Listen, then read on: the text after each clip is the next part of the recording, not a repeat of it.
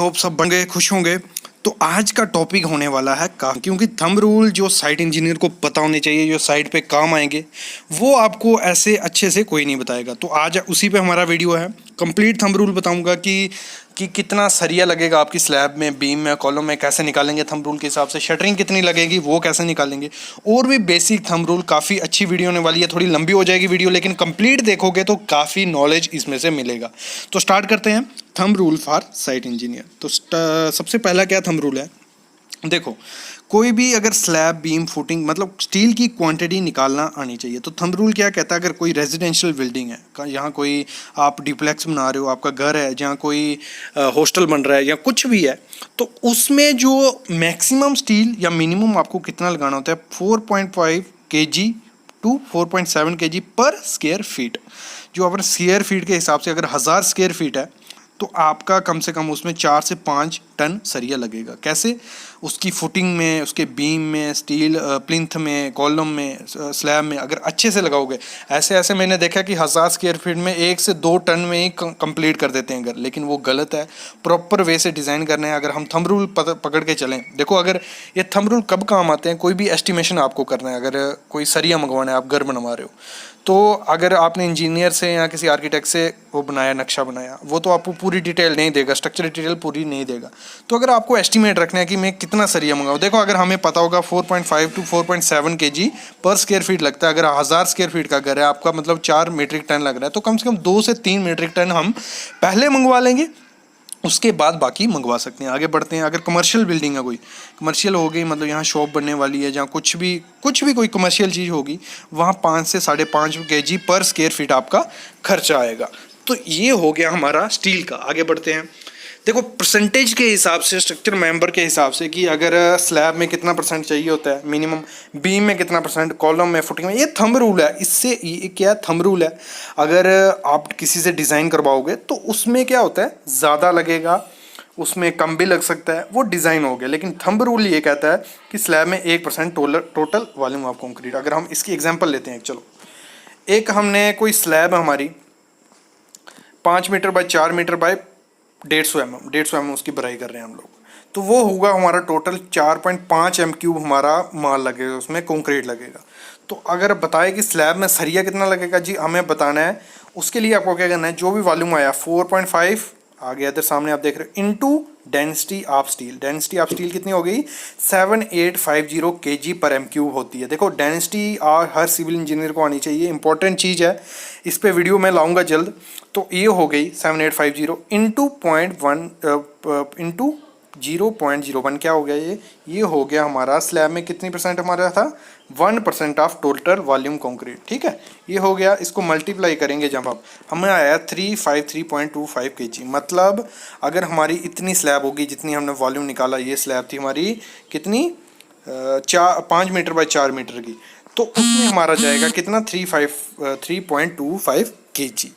अगर हमारा कॉलम होगा, वैसे ही हमें एक वॉल्यूम निकालना है कॉलम का, फिर हमने मल्टीप्लाई कर देना है 7850 इंटू 0.02 से। फिर हमारा अगर कॉलम होगा, फुटिंग होगा, वैसे ये परसेंटेज आप लिख के रखो, अगर ये होगी आप इजीली निकाल लोगे। आगे बढ़ते हैं। अभी देखो, अगर शटरिंग एक ऐसी चीज़ है जो काफ़ी एक्सपीरियंस सिविल इंजीनियर भी होते हैं, वो क्वांटिटी नहीं निकाल पाते हैं। तो आज का वीडियो वही होने वाला है कि आप इजी क्वांटिटी निकालोगे थंब रूल से। Thumb rule to estimate the shuttering area. देखो, शटरिंग कॉस्ट इज टेकन 15 से 18%, जो भी काम होगा कंस्ट्रक्शन का, उसमें 15 से 18% हमारा शटरिंग का खर्चा हो जाता है। तो वही चीज़ है, उसी को हम निकालेंगे कि कितना शटरिंग हमारा लगेगा। Thumb rule to estimate the shuttering required is 6 time the quantity of concrete. मतलब अगर हमने ऐसे थंब रूल निकालना हो, उसका हमारा खर्चा कितना आएगा, तो 6 गुना जितनी क्वांटिटी कंक्रीट की क्वांटिटी होगी ना, उससे 6 गुना हमारा शटरिंग का होगा। जहाँ 2.4 टाइम ऑफ प्लिंथ एरिया, मतलब जितना हमारा प्लिंथ एरिया होगा ना, उसको 2.4 से हम मल्टीप्लाई करेंगे तो हमें पता चल जाएगा। क्लियर? अभी हम बढ़ते हैं एग्जाम्पल के साथ, आपको समझाता हूँ मैं। देखो, एक एग्जाम्पल हम लेते हैं कि कंक्रीट की क्वांटिटी है हमारी 0.5 m³, तो हमारा एरिया ऑफ शटरिंग कितना हो गया, 0.5 इंटू 6, जैसे मैंने बताया। क्लियर? हमारा मतलब शटरिंग का एरिया मिल गया कि हमारा 3 मीटर स्क्वायर हमारा शटरिंग का होने वाला है। अभी क्या क्या हमारा शटरिंग में लगता है आप लोगों को जिन्होंने साइट विजिट की होगी या जो अभी एक्सपीरियंस है, तो एक तो हमारी शटरिंग प्लेट होती है, फिर बैटन्स होते हैं, बल्ली होती हैं, कील लगता है, बाइंडिंग वायर लगता है, ये चीज़ें सब उसमें शटरिंग पे लगती हैं। तो वही मैं आपको निकालना सिखाऊंगा। तो अगर हम बात करें शटरिंग प्लाई क्वांटिटी, अगर हम प्लाई की क्वांटिटी निकालें शटरिंग की कि प्लाई की क्वांटिटी कितनी होगी, तो वो कैसे निकलेगी, जितना आपका वॉल्यूम आया है। पहले देखो शटरिंग प्लाई लेंथ कितनी होती है शटरिंग प्लाई की 2.4 मतलब 2440 mm लंबी होती है, लेंथ होती है उसकी। ब्रेड्थ कितनी होती है 1220 mm या 1.22 मीटर इंटू जो मोटी कितनी होती है जो बेसिकली हम शटरिंग में यूज़ करते हैं, ऐसे तो 18 mm 24 mm, लेकिन 12 mm की शटरिंग जो प्लाई हम यूज़ करते हैं वो हो गई। अभी नंबर ऑफ प्लाई कितनी मतलब शटरिंग प्लाई कितनी लगेंगी वो कैसे निकालेंगे। देखो नंबर ऑफ शटरिंग प्लाई कहीं नोट करके रख सकते हो, equal to 0.22 into of shuttering, मतलब जितना हमारा वॉल्यूम आया होगा कंक्रीट का उसको हमने कितना कोफिशिएंट रियो रहता है। ये थंब रूल का कोफिशिएंट है।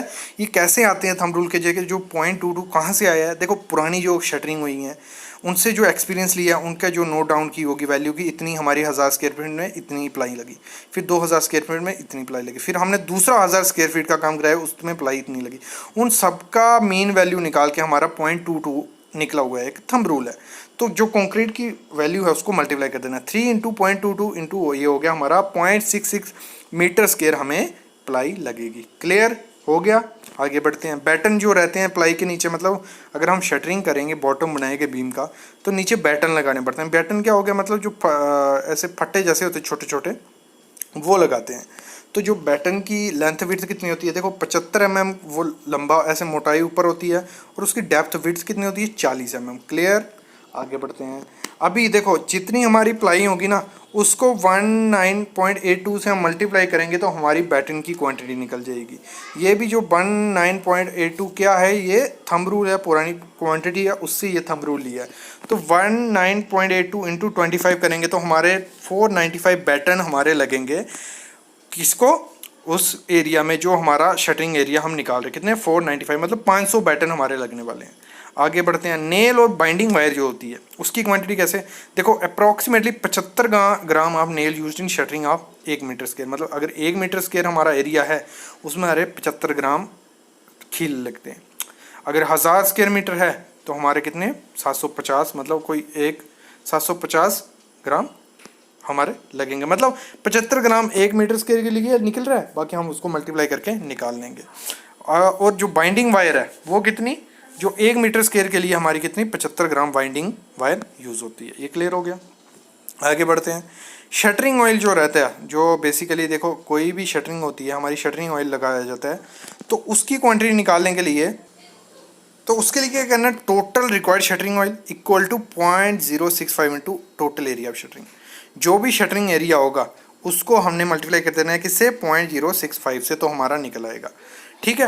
ये हो गया। अगर एग्जांपल लें हमारा कि हमारा 1500 स्क्वायर मीटर है जिसमें हमारा 1 लीटर शटरिंग ऑयल कंज्यूम हो रहा है। If total area of shuttering is 15 square then shuttering oil consumption is क्या करना है जो 15 स्क्वायर मीटर होगा उसको मल्टीप्लाई कर देना है 0.065 से, हमें पता चल जाएगा हमारा एक अप्रॉक्स 0.97 मतलब 1 लीटर शटरिंग ऑयल लगेगा इतना 15 मीटर स्क्वायर एरिया अगर हमारा होगा। तो ये बेसिक थंब रूल थे। और भी थंब रूल कल या परसों की वीडियो में आएंगे जो आपको काफ़ी काम आने वाले हैं।